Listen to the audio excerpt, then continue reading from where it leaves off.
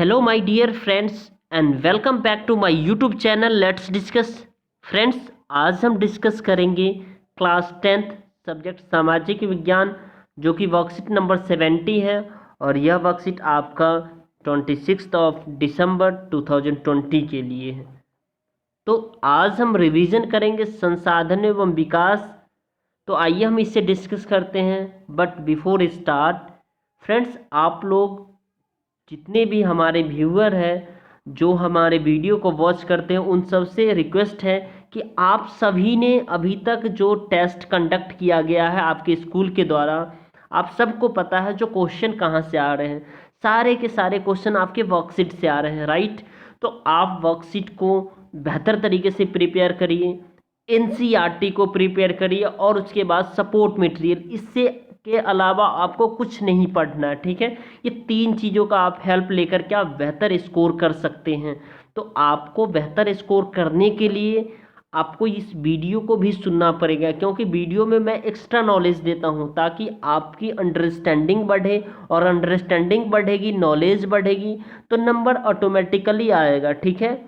अगर आप सिर्फ नंबर के पीछे भागेंगे और आप सिर्फ सॉल्यूशन के पीछे भागेंगे तो आप अच्छे स्टूडेंट में नहीं काउंट किए जा सकते हैं।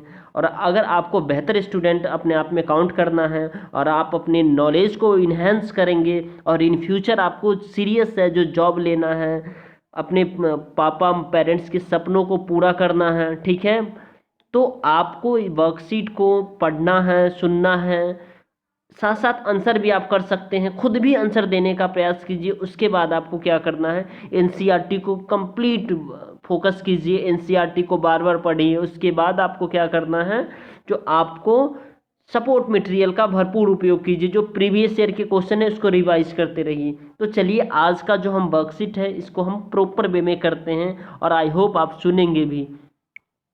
देखिए, निम्नलिखित में से कौन सा एक अजैव संसाधन है। अब देखिए यहाँ पे जैव और अजैव का कंसेप्ट आ गया ना।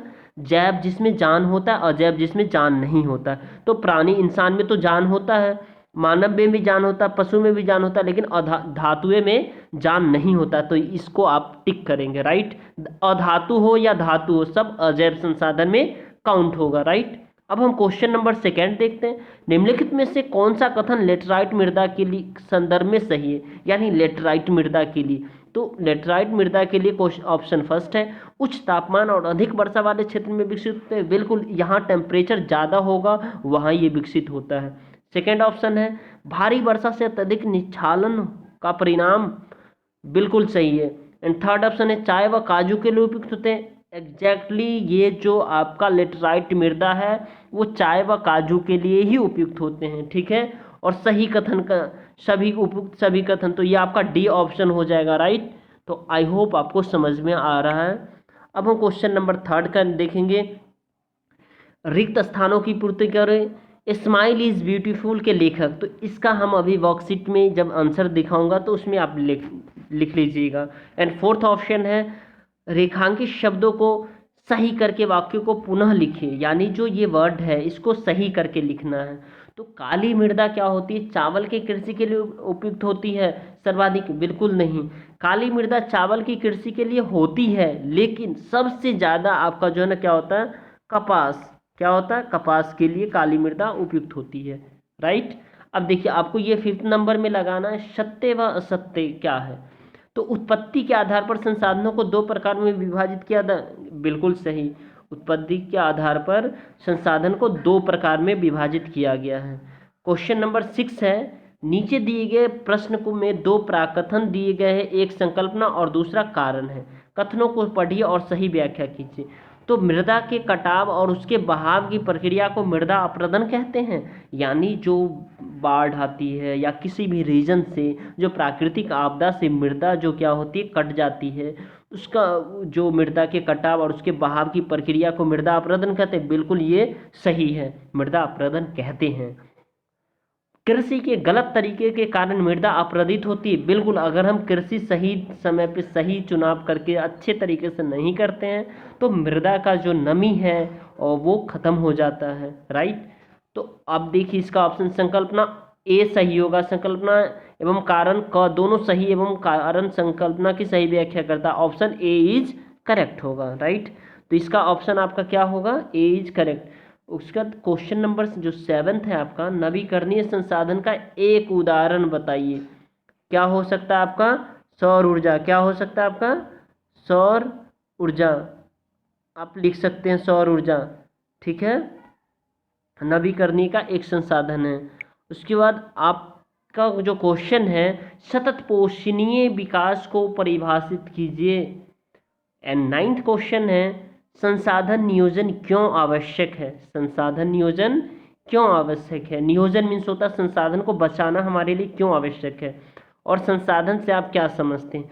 तो आइए इस सभी का आंसर हम एक एक करके प्रॉपर वे में देखते हैं। फ्रेंड्स, अगर आपको हमारा ये जो सामाजिक विज्ञान संसाधन में विकास का चैप्टर अगर आपको अभी तक जो मैंने बताया है ये समझ में आ रहा है, तो प्लीज़ लाइक कीजिए एंड सब्सक्राइब कीजिए हमारे यूट्यूब चैनल लेट्स डिस्कस को, ठीक है, ताकि आपको लेटेस्ट नोटिफिकेशन मिलते रहे फ्रेंड्स, ठीक है। और आप जुड़ जाइए, इस फैमिली का हिस्सा बन जाइए, ताकि आपको बेहतर से बेहतर अंडरस्टैंडिंग आपकी डेवलप हो, और मैं आपके लिए बेहतर करना चाहता हूँ, ठीक है। और आप वीडियो को कंप्लीट सुनिए, ठीक है। चलिए इसके सभी का आंसर देखते हैं। क्वेश्चन नंबर फर्स्ट है, निम्नलिखित में से कौन सा एक अजैव संसाधन है। कौन सा, प्राणी जात, बिल्कुल ये जैव है। मानव संसाधन, मानव संसाधन क्या है, ये भी क्या है, अजैव नहीं है, धातुएं है। तो इसका आंसर क्या हो जाएगा, ये वाला हो जाएगा, राइट। अब हम क्वेश्चन नंबर सेकेंड देखते हैं। निम्नलिखित में से कौन सा कथन लेटराइट मृदा के संदर्भ में सही है। यानी उच्च तापमान और अधिक वर्षा वाले क्षेत्र में विकसित होते हैं, बिल्कुल ये होते हैं। क्या होते हैं, ये बिल्कुल इसमें होते हैं। उसके बाद सेकेंड ऑप्शन है, भारी वर्षा से अत्यधिक निक्षालन का परिणाम होता है, बिल्कुल। चाय व काजू के लिए उपयुक्त है, बिल्कुल है। तो इसका जो ऑप्शन होगा दोस्तों, इसका ऑप्शन डी होगा, यानी कि ये डी ऑप्शन है, उपयुक्त सभी कथन सही है, ठीक है, ये आपका सही है। तो आप इसे अच्छे तरह से याद कर लेंगे, आपके बोर्ड एग्जाम में इसी तरह का क्वेश्चन पूछे जाएंगे, ठीक है। अब उसके बाद क्वेश्चन नंबर से थर्ड है, देखिए, रिक्त स्थान की पूर्ति कीजिए। क्या करना है, रिक्त स्थान की पूर्ति करना है। तो यानी स्माइल इज ब्यूटीफुल, आप ऐसे लिखेंगे, स्माइल इज ब्यूटीफुल।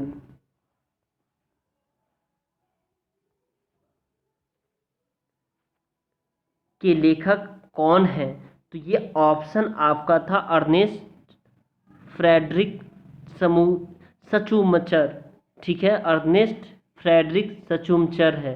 कौन है, इसका अंग्रेजी में भी मैं लिख दिया हूँ, आप चाहे तो दोनों में आप लिख सकते हैं। इंग्लिश में भी आपको स्पेलिंग याद करना होगा, और ये क्वेश्चन वो है जो आपके एग्जाम में पूछे हुए हैं 2016 में, ठीक है। स्माइल इज ब्यूटीफुल के लेखक अर्नेस्ट फ्रेडरिक सचूमचर, ठीक है, सचूमचर है, ठीक है, ये आपका है। अब चलिए, अब हम क्वेश्चन नंबर फोर्थ देखते हैं।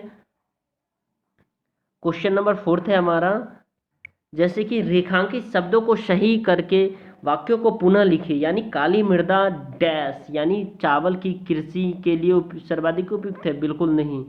इसका जो आंसर होगा फ्रेंड्स, काली मृदा कपास की कृषि के लिए सर्वाधिक उपयुक्त है। ये चावल के लिए भी है लेकिन ज़्यादा नहीं है, ठीक है, सबसे अधिक है कपास के लिए।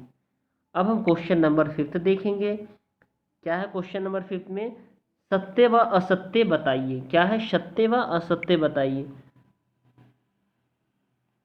अब देखिए, उत्पत्ति के आधार पर संसाधन को दो प्रकार में विभाजित किया गया है, बिल्कुल। उत्पत्ति के आधार पर संसाधन को दो प्रकार में विभाजित किया गया हो, और वो कौन कौन से प्रकार है आपको मैं बता रहा हूँ। उत्पत्ति के आधार पर जो आप सभी ने पढ़ा होगा, क्लास 8th में पढ़ा होगा, ठीक है। उत्पत्ति के आधार पर संसाधन को जैव, यानी जैव उसे कहते हैं जो सजीव होते हैं, ठीक है, और दूसरा कहते हैं अजैव। अजैव यानी जो निर्जीव होते हैं, क्या होते हैं, निर्जीव होते हैं, ठीक है। तो आई होप आपको समझ में आ गया होगा। उत्पत्ति के आधार पर संसाधन दो प्रकार के होते हैं, और दो प्रकार के, ये है पहला और ये दूसरा, ठीक है। ये आपका संसाधन दो प्रकार के होते हैं, जैव और अजैव। जैव मीन्स सजीव होते हैं, अजैव मीन्स निर्जीव होता है। क्वेश्चन नंबर नेक्स्ट देखेंगे।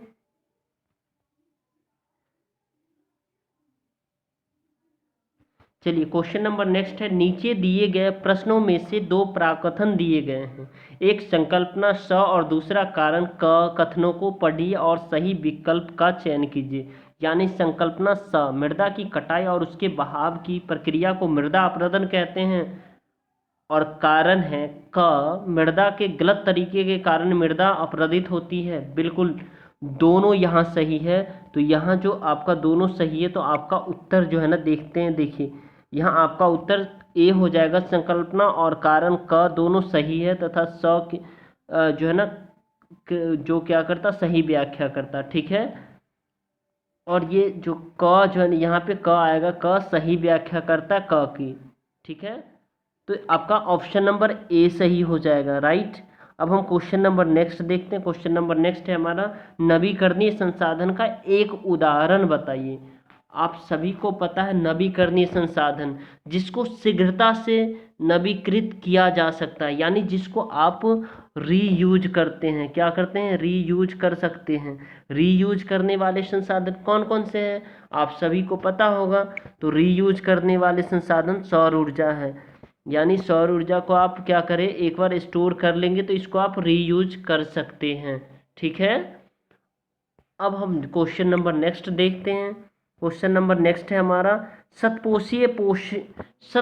पोषणीय विकास को परिभाषित कीजिए। सतत पोषणीय विकास, यानी सतत पोषणीय विकास पर्यावरण को बिना नुकसान पहुंचाए और आने वाली पीढ़ी को ध्यान में रखकर किया जाने वाला एक समान विकास सतत विकास कहलाता है, जिसमें आप सतत पोषणीय यहाँ पे आप जोड़ दीजिएगा, ठीक है। सतत पोषणीय विकास कहलाता है, राइट। आई होप आपको समझ में आ रहा है।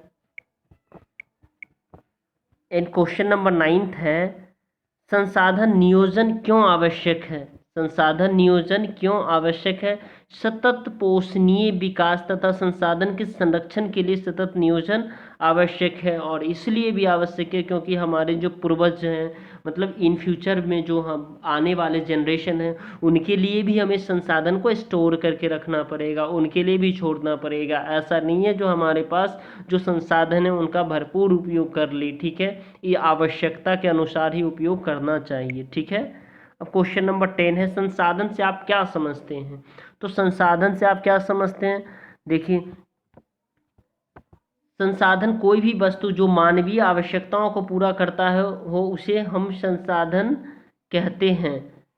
उदाहरण के लिए मृदा है, मोबाइल फ़ोन हमारी आवश्यकताओं की पूर्ति करता, जल है, हवा है, मानव है। सो फ्रेंड्स, अगर आपको ये वीडियो पसंद है तो इस वीडियो को लाइक कीजिए, चैनल को सब्सक्राइब कीजिए और बेल आइकन को प्रेस कीजिए ताकि आपको लेटेस्ट नोटिफिकेशन मिलते रहें। Thank you, thanks a lot for watching.